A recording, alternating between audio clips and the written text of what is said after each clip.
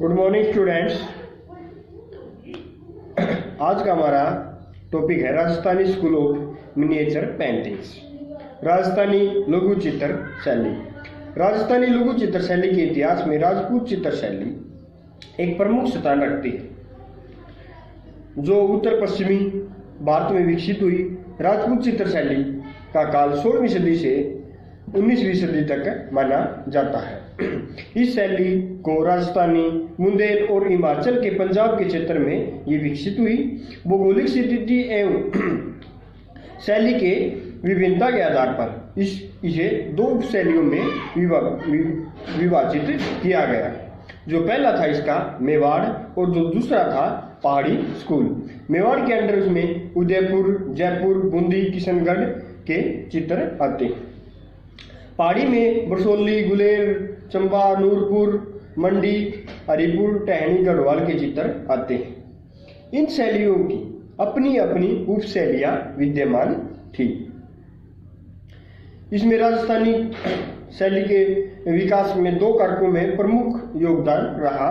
जो पहला कारक था राजस्थानी की व्यापारिक समुदाय की आर्थिक संपन्नता, और दूसरा जो कारक था वैष्णववाद का पुनर्जागरण एवं बौद्धवाद का विकास। 14वीं शताब्दी के विष्णु के उपासक रामानुजन एवं कृष्ण के उपासक जयदेव जैसे कवि एवं लेखक हुए, जिन्होंने कला, साहित्य एवं आध्यात्मिक जागरण के क्षेत्र में अनेक परिवर्तन किए।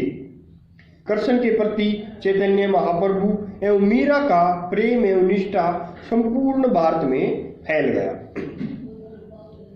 राजस्थानी और पहाड़ी चित्र शैली पर रामानंद, तुलसीदास एवं कबीरदास के आगमन का अत्यधिक प्रभाव पड़ा। इसके आगमन का सीधा प्रभाव कलाकारों की कल्पना के क्षेत्र पर पड़ा, और जिन्होंने रामचरित, गीत गोविंद, राधा कृष्ण, देवी प्रेम, हर पार्वती, प्राचीन कथाओं, संतों की जीवनी, बारहमासा या मासिक उत्सव या भारतीय संगीत पर आधारित राग रागनियों से संबंधित विषयों को अपनी कृतियों में विषय वस्तु के रूप में प्रयोग किया। यानी कि जो राजस्थानी शैली का जो सब्जेक्ट मैटर था वो रामचरित, रामानंद, तुलसीदास और कबीरदास के आगमन के बाद हुआ। इसमें से जैसे कलाकारों की कल्पना पे सीधा प्रभाव पड़ा, जैसे रामचरित, गीत गोविंद, उनके जो सब्जेक्ट मैटर थे उसमें से रामचरित, गीत गोविंद, राधा श्री कृष्ण, देवी प्रेम, हर पार्वती, प्राचीन कथाओं, संतों की जीवनी तथा 12 मासाओं के चित्र एवं राग रागनी के उनका विषय वस्तु रहा। राजस्थान के सरदारों ने कला एवं संस्कृति के क्षेत्र में बहुत योगदान दिया। उन्होंने अपने आप को हिंदू धर्म, संस्कृति एवं देश का रक्षक समझा। उनका जीवन साहस और कठिनाइयों से भरा हुआ था। यहाँ तक कि महिलाओं ने भी स्त्रियों का रक्षा के लिए जोहर में अपनी जान देकर इस परंपरा को अपनी भागीदारी निभाई। इस कठिन चिंतापूर्ण जीवन में श्री राम और भगवान कृष्ण के प्रति गहरी निष्ठा और भक्ति ने उन्हें मुक्ति का मार्ग प्रदान किया। विशेषकर श्री कृष्ण के प्रति भक्ति ने उन्हें कल्पनाशील प्रवृत्ति का गुण दिया।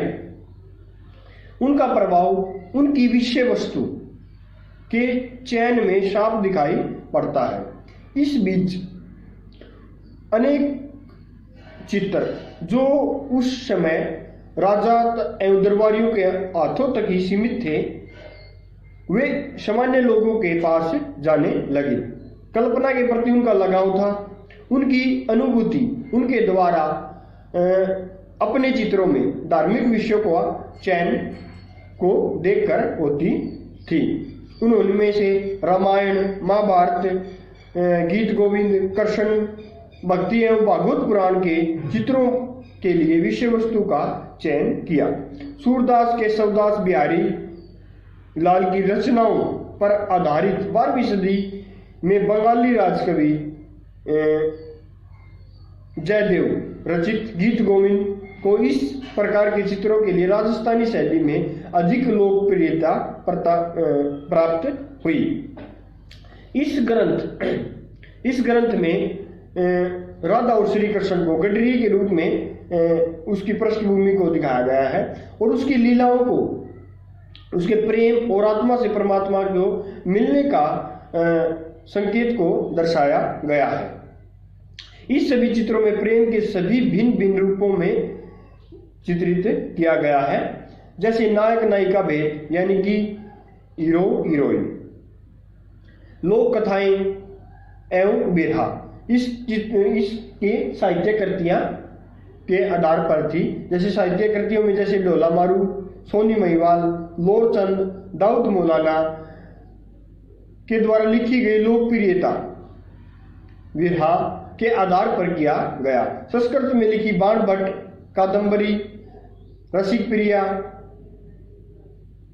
और रामचरित और चोर पंचाशिका, नल दमयंती आदि की प्रेम कथाओं को इस शैली में चित्रित किया गया।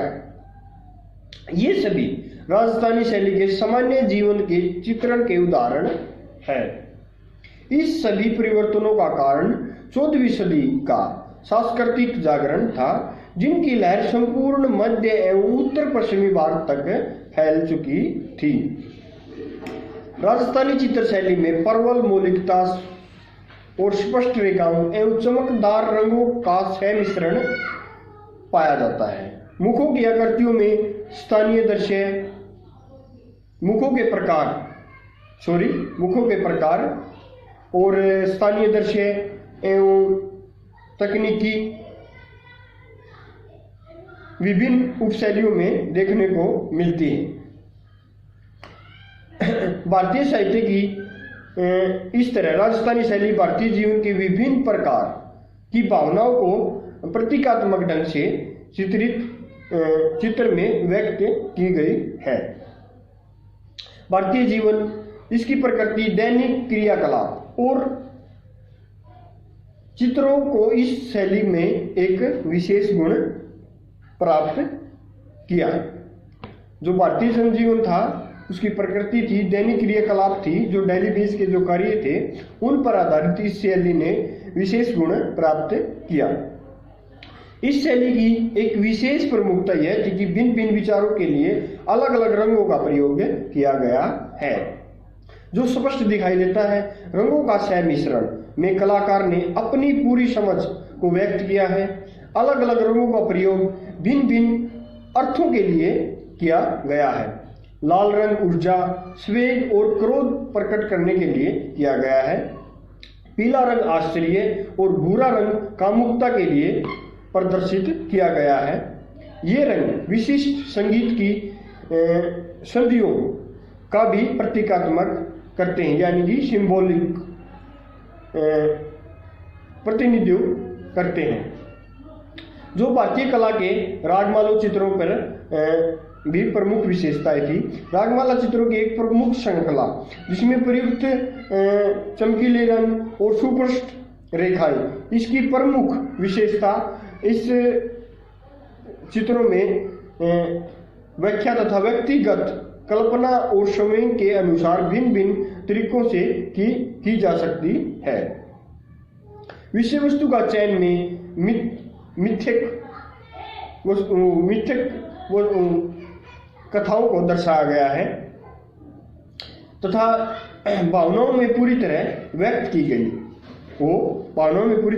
गई। ये चित्र टू डायमेंशनल और रेखाओं में सरल, स्पष्ट और स्पॉट कलर रंगों का प्रयोग किया गया है।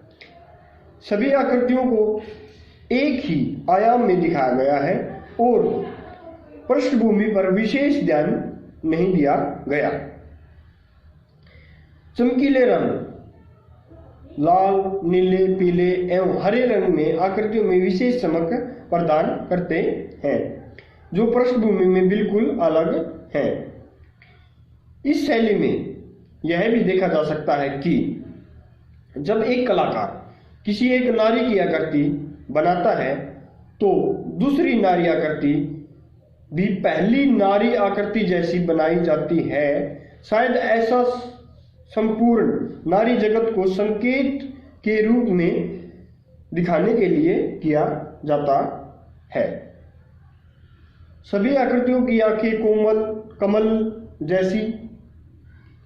जैसी, बाल लटके हुए, सुडोल वक्ष, पतली कमर और हाथ गुलाबी दिखाए गए हैं। बहुत जल्द ही राजस्थानी शैली की एक स्थानीय शैली का दर्जा मिला। निश्चय ही इस शैली के मुगल शैली और मुगल दरबार के संपर्क में आई।